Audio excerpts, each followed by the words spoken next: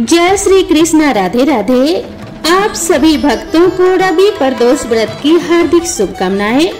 रवि प्रदोष व्रत में भगवान शिव और माता पार्वती जी की पूजा की जाती है। मान्यताओं के अनुसार रवि प्रदोष व्रत करने से व्रत रखने वाले भक्तों के सभी दोष और पापों का नाश हो जाता है। इस व्रत को करने से सुहागिन महिलाओं का सुहाग सदा अटल रहता है। जो स्त्री पुरुष जिस कामना को लेकर इस व्रत को करते हैं, उनकी सभी कामनाएं कैलाशपति भगवान शंकर जी की कृपा से पूर्ण होती है। सूत जी कहते हैं कि त्रयोदशी व्रत करने वाले को 100 गौदान का फल भी प्राप्त होता है। इस व्रत को जो भी विधि विधान और तन मन धन से करता है, उसके सभी दुख दूर हो जाते हैं। आप सभी से निवेदन है कि कमेंट बॉक्स में हर हर महादेव अवश्य लिखें। साथ ही इस वीडियो को एक लाइक अवश्य करें। आज की इस वीडियो में मैं आप सभी को सुनाने जा रही हूँ रवि प्रदोष व्रत की बड़ी ही दुर्लभ कथा।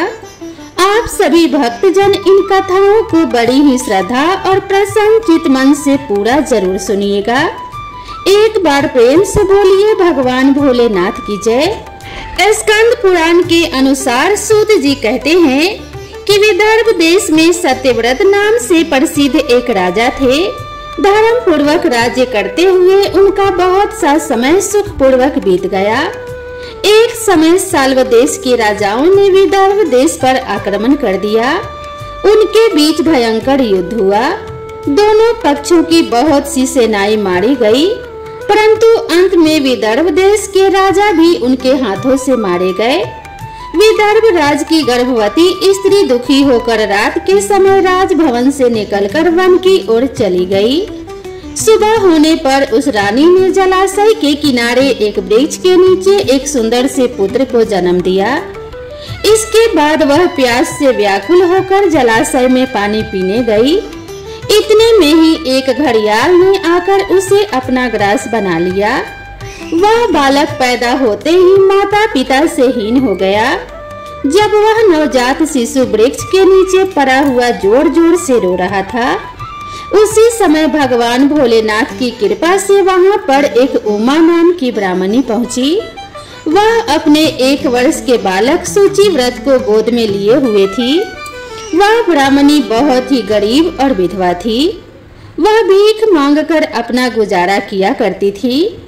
उस बालक को रोते हुए देखकर उसने मन ही मन सोचा कि यह तो बड़ी हैरानी की बात है। यह नवजात शिशु जिसकी अभी तक नाल भी नहीं कटी है, यहाँ पर पड़ा हुआ है। इसकी माता कहाँ चली गई? जब वह ब्राह्मणी सोच में डूबी हुई थी, उसी समय वहां से एक सन्यासी गुजरे। वह ऐसे जान पड़ते थे मानो साक्षात भगवान शंकर हो। उन श्रेष्ठ भिक्षु ने उस स्त्री से कहा कि हे ब्राह्मणी, तुम इस बालक की रक्षा करो, इससे तुम्हें परम कल्याण की प्राप्ति होगी, तुम्हारा कल्याण होगा। इतना कहकर वह दयालु भिक्षु वहां से चले गए।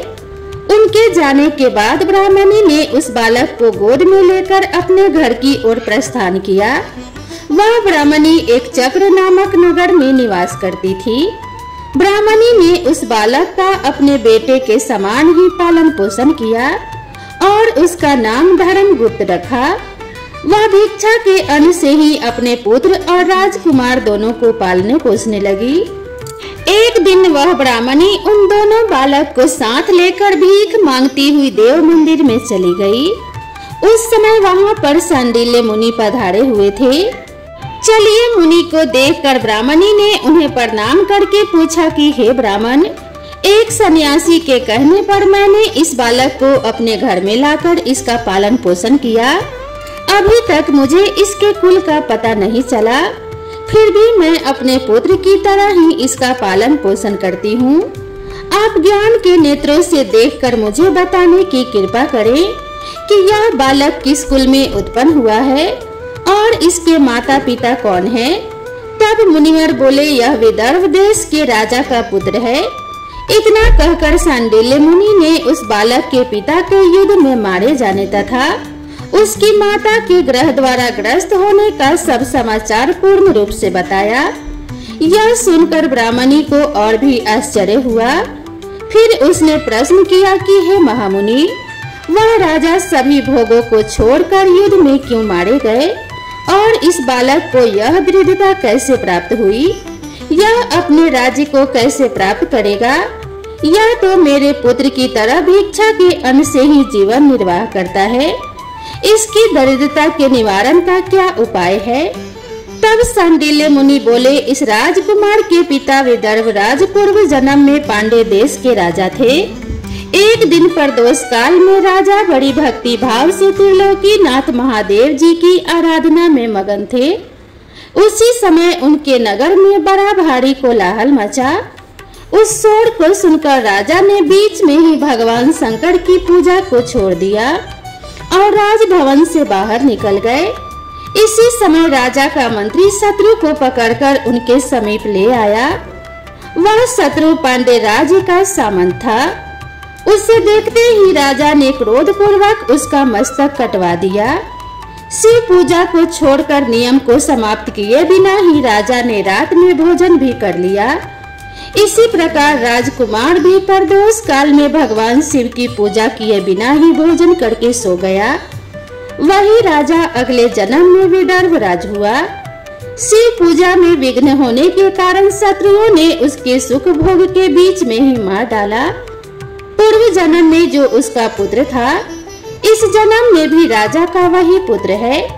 भगवान शिव की पूजा का उल्लंघन करने के कारण यह दरिद्रता को प्राप्त हुआ है। इसकी माता ने पूर्व जन्म में छल से अपनी सौत को मार डाला था। उस महान पाप के कारण ही वह इस जन्म में ग्राह के द्वारा मारी गई। हे ब्राह्मणी, तुम्हारा पुत्र पूर्व जन्म में भी एक ब्राह्मण था। इसने अपना सारा जीवन केवल दान लेने में ही बिताया, यज्ञ आदि सत्कर्म नहीं किए, इसीलिए यह दरिद्रता को प्राप्त हुआ है। उस दोष के निवारण के लिए अब यह भगवान शंकर के शरण में जाए। यदि यह दोनों बालक प्रदोष के दिन भगवान शंकर की पूजा करते रहें, तो वर्ष के भीतर ही इनकी दरिद्रता का नाश होगा और राज्य सुख की प्राप्ति होगी। इस प्रकार शरण में आई हुई ब्राह्मणी को मधुर वचनों द्वारा आश्वासन देकर शांडिल्य मुनि ने उनके दोनों बालकों को भगवान शंकर की आराधना के मंत्र का उपदेश दिया। उसके बाद ब्राह्मणी अपने दोनों बालकों को लेकर वहां से चली गई। 4 मास बाद एक दिन ब्राह्मणी का पुत्र नदी में स्नान करने गया। वहां उसे धन से भरा हुआ एक घड़ा मिला, जिसे लेकर वह अपनी माँ के पास गया। माँ ने धन से भरे हुए घड़े को देखकर खुश होते हुए कहा, इसे अपने भाई के साथ आधा आधा बांट लो। मगर धर्मगुप्त ने इस धन में हिस्सेदारी लेने से मना करते हुए कहा, मैं किसी अन्य के भाग्य का भागी नहीं हो सकता। प्रत्येक व्यक्ति स्वयं के कर्म का फल भोगता है। इस प्रकार प्रसन्नता पूर्वक भगवान शंकर की पूजा करते हुए उन दोनों कुमारों का 1 वर्ष व्यतीत हो गया। एक दिन ब्राह्मण का पुत्र और राजकुमार दोनों वन में विचरण करते गए। मार्ग में उन्होंने देखा कि अनेक गंधर्व कन्याएं आपस में खेल रही थी। ब्राह्मण कुमार वहीं पर रुक गया और राजकुमार से बोला, हमें इससे आगे नहीं जाना चाहिए। यह गंधर्व कन्याएं हैं, किसी को भी अपनी ओर आकर्षित कर सकती हैं। मगर राजकुमार निडर होकर आगे बढ़ता गया। जब मुख्य गंधर्व कन्या ने राजकुमार धर्मगुप्त को देखा, तो वह उसके प्रति आकर्षित हो गई। उसने अपनी सभी सखियों को फूल चुनने के लिए भेज दिया और राजकुमार के पास आने की प्रतीक्षा करने लगी। उसे अकेला देखकर राजकुमार उसके पास गया और उससे बातचीत शुरू की। उसने बताया, मैं विदर्भ देश का राजकुमार हूँ। मेरे माता पिता अब इस संसार में नहीं है और शत्रुओं ने हमारे राज्य पर कब्जा कर लिया है। तब कन्या ने अपना परिचय देते हुए कहा, मैं विदर्भ नामक गंधर्व की पुत्री हूँ और मेरा नाम अंशुम है और मैं गायन में प्रवीण हूँ। उसने यह भी कहा कि मैं आपसे विवाह करना चाहती हूँ। इतना कहकर उसने अपनी मोतियों की माला निकालकर राजकुमार को पहना दी। तब तब राजकुमार ने पूछा, तुम राजपाट गंवा चुकी राजकुमार के साथ कैसे रह पाओगी और अपने माता पिता की अनुमति के बिना तुम मेरे साथ कैसे विवाह कर सकती हो? इस पर अंशुम ने कहा, चाहे जो हो जाए मैं वही करूंगी जो मैं चाहती हूँ। तुम 2 दिन बाद प्रातः काल यहाँ आकर मुझसे मिलना।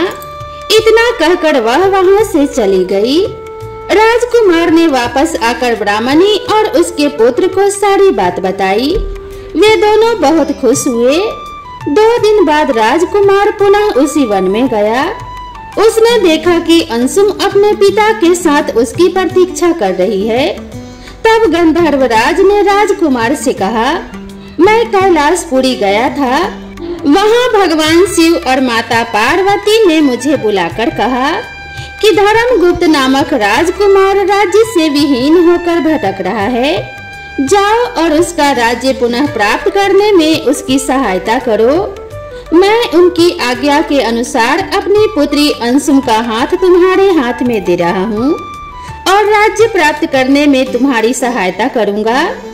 मेरी पुत्री 10,000 वर्ष तक तुम्हारे साथ इस पृथ्वी पर रहेगी और जब तक तुम शिवलोक में जाओगे तब तक भी वह इसी काया में तुम्हारे साथ ही रहेगी।